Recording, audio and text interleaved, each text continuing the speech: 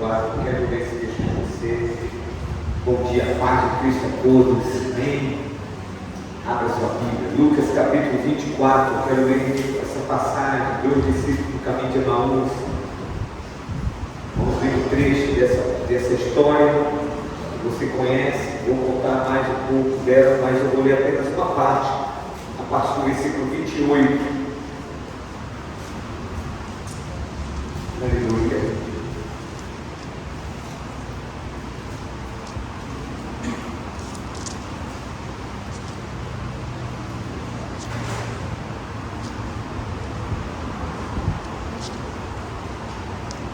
Versículo 28 diz assim: quando se aproximavam da aldeia para onde iam, ele fez menção de passar adiante, mas eles o convenceram a ficar, dizendo: fique conosco, porque é tarde e o dia já está chegando ao fim. E entrou para ficar com eles. E aconteceu que, quando estavam à mesa, ele pegou o pão e o abençoou. Depois partiu o pão e o deu a eles. Então os olhos deles se abriram e eles reconheceram Jesus, mas ele desapareceu da presença deles. E disseram um ao outro: não é verdade que o coração nos ardia no peito quando ele nos falava pelo caminho, quando nos explicava as Escrituras? E na mesma hora, levantando-se, voltaram para Jerusalém, onde acharam reunidos os 11 e os outros com eles, e os quais diziam: de fato o Senhor ressuscitou e já apareceu a Simão. Então os dois contaram o que lhes tinha acontecido no caminho e como tinha reconhecido o Senhor no partir do pão. Amado Deus e Pai, estamos entregues aqui para Ti.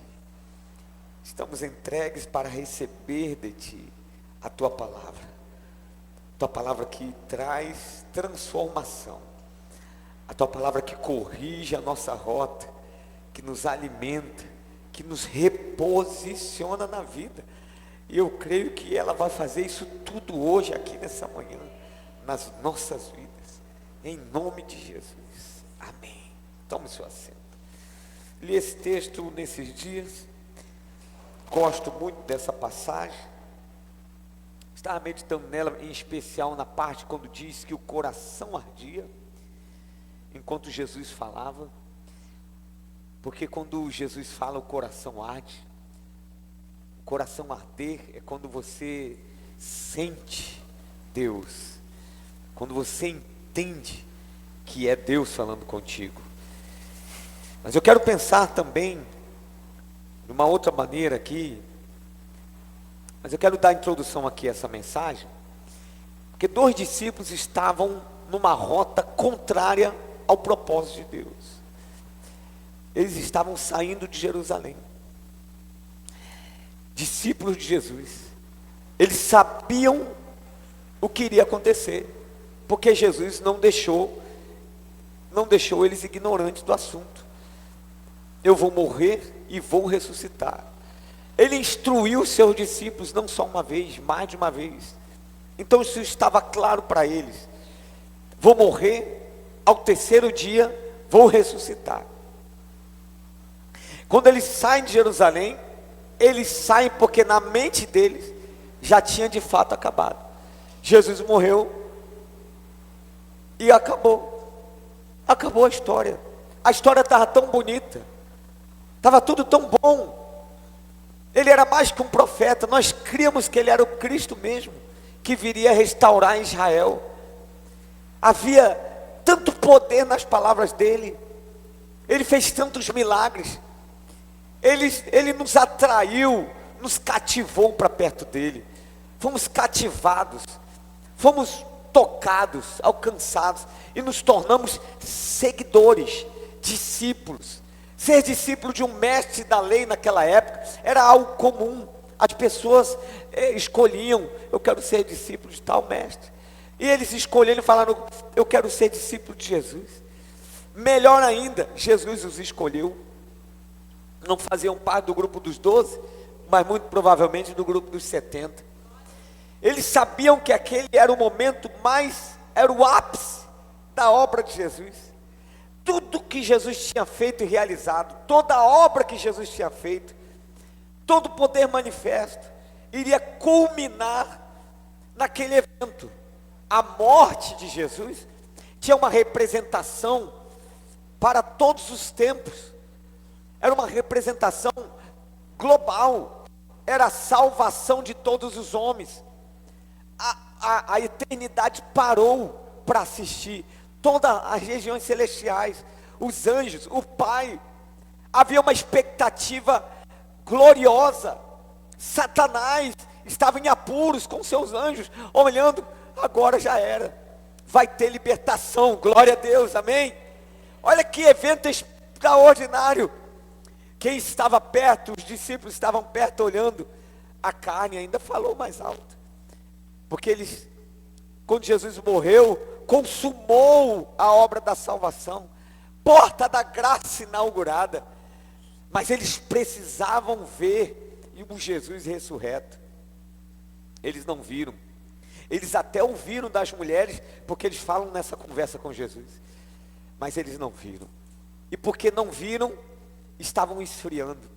Eles começaram numa descida que é mais ou menos comum daqueles que começam a se esfriar na fé. O que começou a acontecer? Deslocamento geográfico, mas um deslocamento também espiritual. Em seguida, um desligamento espiritual. Se eles estão se distanciando de Jerusalém, estão se distanciando do propósito. Se distancia do propósito, estão se desligando. Se eles estão se desligando, eles também estão se isolando. É o nível mais grave de alguém que esfria na fé. É porque a pessoa vai se esfriando, daqui a pouco ela se isola.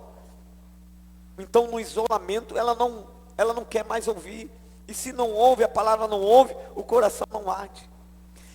Agora, a beleza desse texto é que Jesus, ele não desiste de nós, e ele chega na primeira etapa, quando está se deslocando, antes de se isolarem, antes de chegarem ao fim, o fundo do poço, Jesus chega no meio do caminho.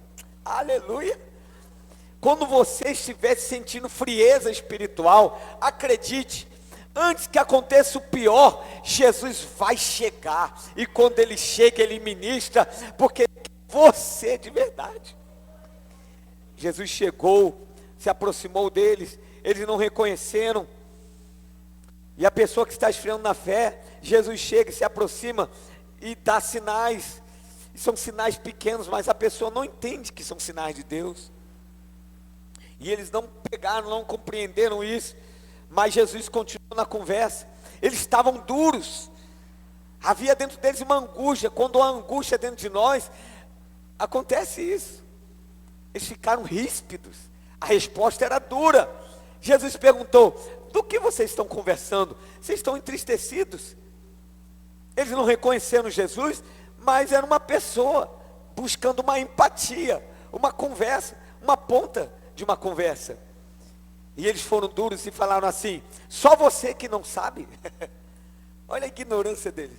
Só você que não sabe do último evento, que um homem poderoso em palavras, que fez tanta coisa, e ele foi morto, e começou a contar a versão deles, do que eles sabiam, do que tinha na mente deles, os dissabores deles. Na conversa predominava os ressentimentos. Na conversa com Jesus, predominava a visão deles, as dores deles, a angústia deles. Mas Jesus respeita, porque quando você está angustiado, quando há dores em nós, quando tem dissabores, não tem sabor à vida, e você começa a ficar a colocar isso para fora, Jesus ouve, Jesus respeita, Jesus entende. Entretanto, a um determinado momento da conversa, ele vira o jogo. Passa a predominar, não a dor, passa a predominar o propósito de Deus. Bendito é o cristão, é a pessoa que chega diante do Senhor com dores, angustiado, e começa a contar, começa a falar, começa a narrar, mas também está pronto para ouvir. E no meio da conversa, passa a predominar, não mais a angústia, passa a predominar a voz de Deus. E quando a voz de Deus passa a predominar, o cenário começa a mudar. Jesus vai investindo tempo, Jesus vai investindo palavra, o coração vai aquecendo, eles começam a arder, sente algo estranho, algo diferente, e Jesus está olhando, os céus estão olhando, Jesus ressurreto, agora ele vai ter que se encontrar com outros discípulos, mas ele dá uma pausa, ele encontra dois que estão se deslocando. Deus faz isso, Deus olha para o todo, mas Deus olha para quem está começando a deslocar. Está deslocando, vai lá, vou lá. Pode deixar comigo, aí vai lá o Espírito Santo. E aí, como é que tá? Aí, uma perguntinha, basta quem está com dor, e começa alguém para ter a empatia, fala assim, poxa, o que houve? Se prepare que vai ouvir. E a pessoa conta a narrativa toda, foi isso, vai falar, deixe falar. Agora, entenda que o céu quer falar também. Até que a conversa, ela se torne prazerosa, leve. E a gente sabe, hoje é uma das grandes orientações da psicologia é essa. A pessoa que está sofrendo, o que às vezes vai mais causar um alívio imediato, é ela falar, desabafar.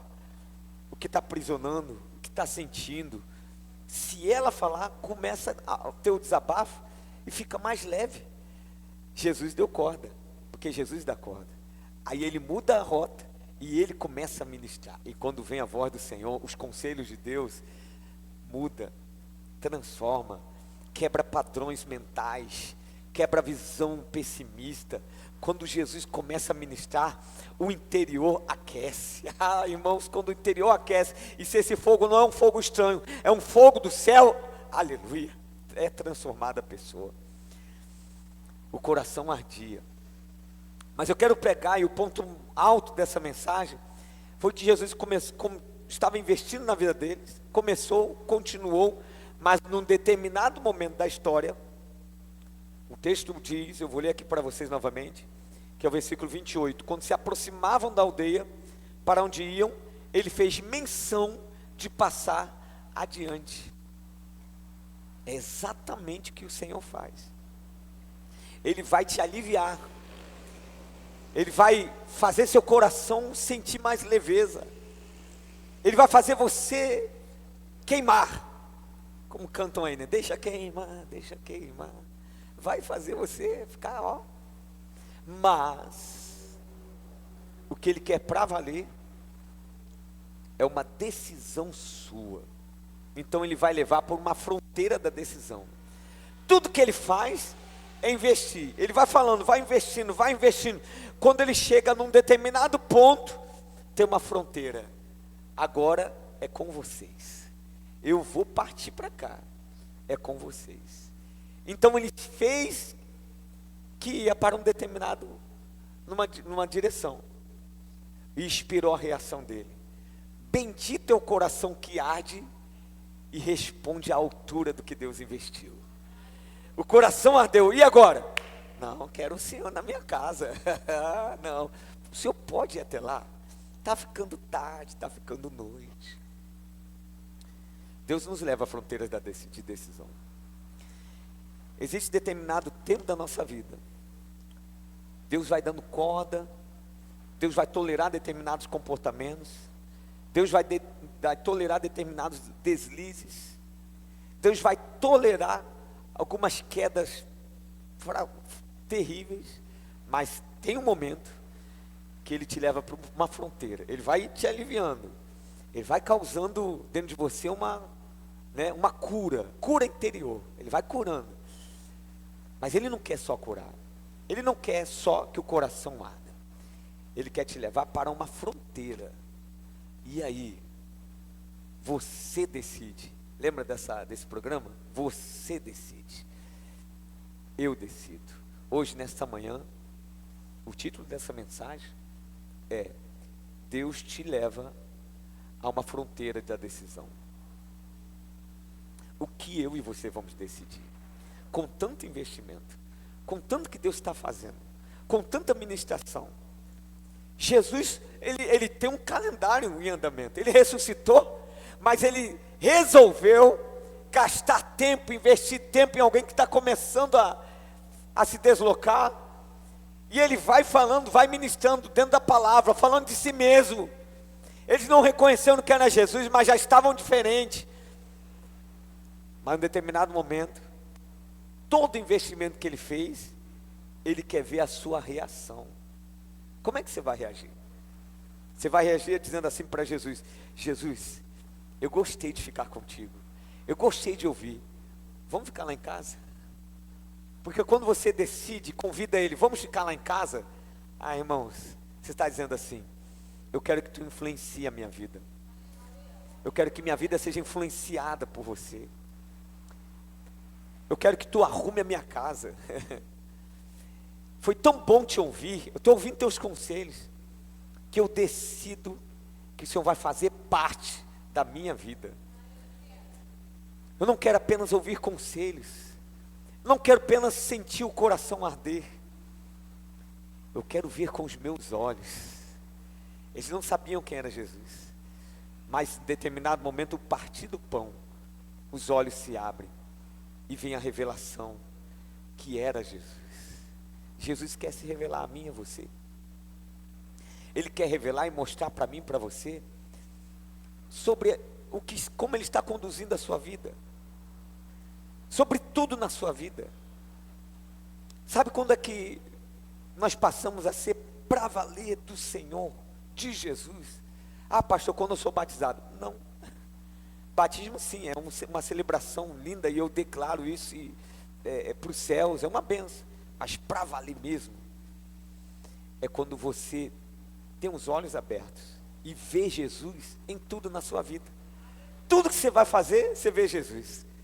Não, eu vou mudar de endereço, vou ver Jesus. Como é que Jesus está vendo isso? Estava conversando com o casal agora. E aí? Eu estou interpretando assim, viu Jesus?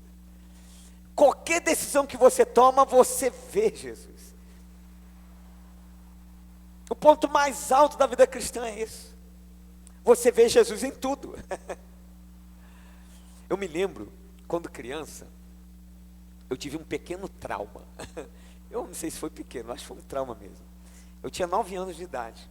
Eu gostava de pregar. Pregava nos cultos mirins lá da igreja lá. E aí, eu gostava de orar. Eu gostava das orações.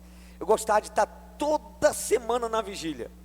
Eu tinha uma agenda de vigília, junto com um grupo de adolescentes. Toda sexta-feira eu estava numa vigília. E aí, eu tinha uns amigos mais perto de mim. Aí, quando eles ficavam invocados comigo, eles cunharam em mim, né? Foi um bullying, sofri bullying. Olha o bullying que eu sofri. Lá vai o pastorzinho. Você espiritualiza tudo, é muito fanático. Você é muito fanático.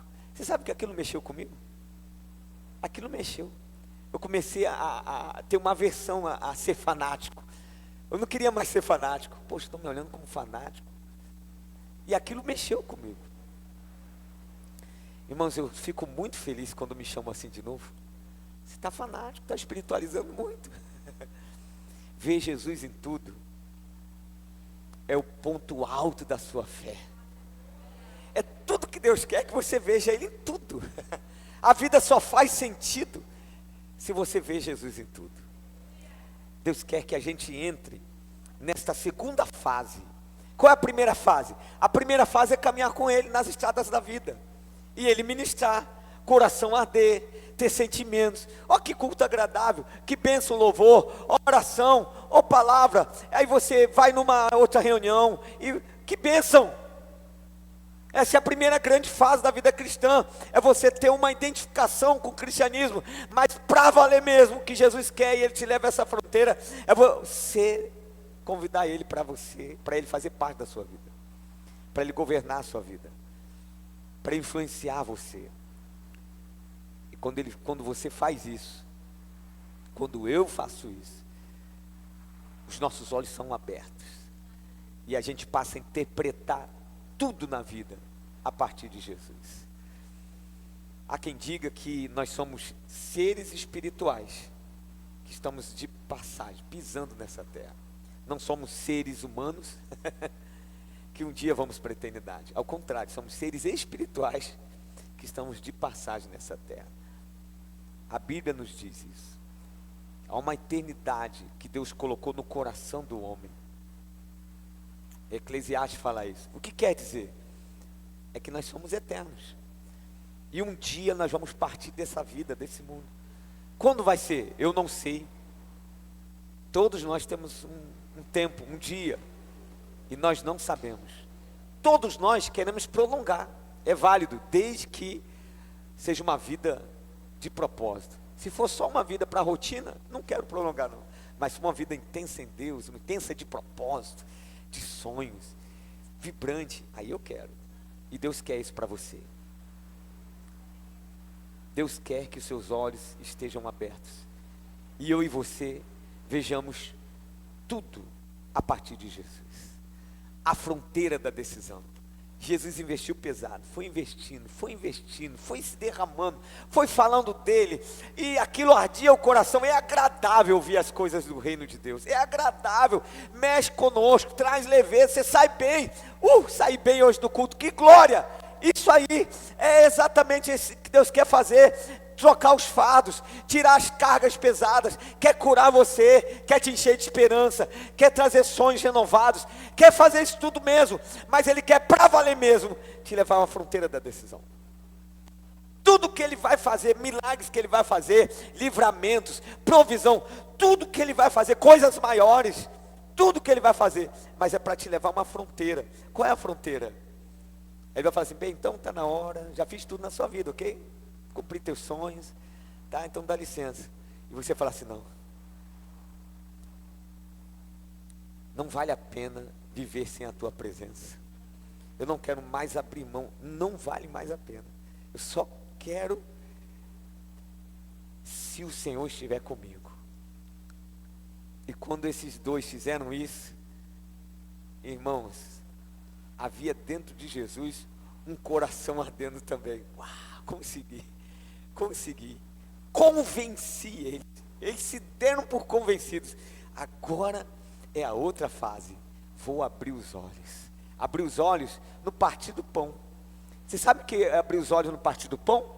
Sabe por que eles só tiveram os olhos abertos no partir do pão? Claro, primeira coisa, Jesus foi convencendo eles, mexendo na mente, trabalhando nas convicções, nas crenças, tudo que ele já tinha falado, já estava dentro dele. Jesus foi só aquecendo, movimentando. Mas tem um outro ponto, é que no partir do pão, fala de intimidade, só abrindo os olhos, porque eles olharam assim, já comemos pão com esse homem. Quem tem intimidade com Jesus, e aí começa a esfriar, Jesus, ele traz à memória as experiências de intimidade que você já viveu. Aí os olhos são abertos de novo. Uau, agora meus olhos foram abertos. É Jesus na minha vida. Fique de pé em nome de Jesus. É Jesus na minha vida.